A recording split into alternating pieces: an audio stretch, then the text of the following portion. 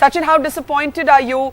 In many ways, Arvind Kejriwal's party A seems to have captured the imagination of the young voters. You're a young leader. You're among the young leaders of the Congress. Before we look at the state-wise breakup and, of course, your state, Rajasthan, big picture, are you devastated as a Congress leader today? Are you acknowledging the strong anti-Congress sentiment, which is the one clear message that emerges from these 4 states? Chhattisgarh maybe you've taken, but generally there's an anti-Congress sentiment. Chhattisgarh is going.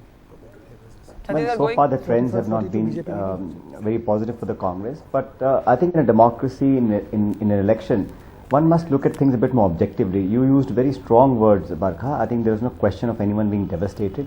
We've had the opportunity and the good luck to serve the people of Delhi through the Congress government for 15 years.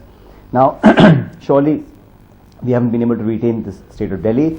And yes, I think it's a new phenomenon. The Aam Aadmi Party has certainly made its presence felt, and decisively so. I have no hesitation in adding to that.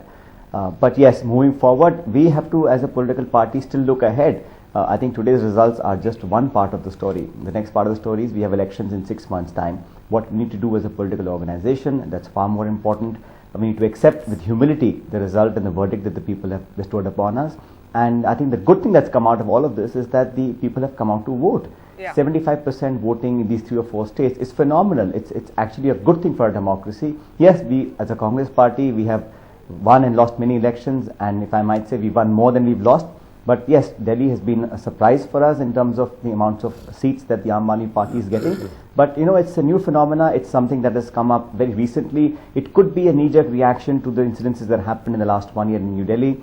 It could be a long-term, situation. We don't know yet. But yes, time will tell how this party performs and what they do. But we as Congress, I think, certainly need to hold our ranks, understand the reasons for our loss in these states, and to see what we need to do in the next 6 months. But Sachin, may I ask you, do you acknowledge that there is an anti-Congress anger?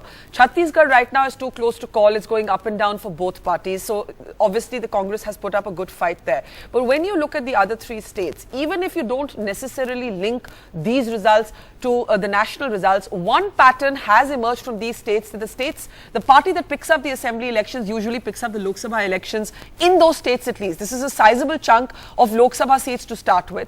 Secondly, where is Rahul Gandhi, Sachin? Where is Rahul Gandhi? You're coming and fielding these questions. Why isn't he? Come on, I mean, you ask different guests to come and appear on television programs. We ask him too.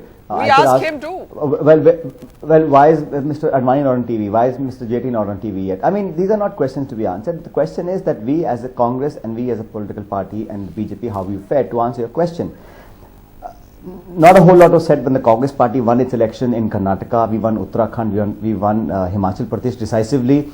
It wasn't such a big, news story for television channels. But yes, if we've lost some states, we won some states. But all is not over. We have 6 months before we face the elections. And you're right, we have 20 MPs from the Congress party in Rajasthan. If we lose that state, what must we do to retain those members of parliament? That's one problem we have to do straight away, put our heads on.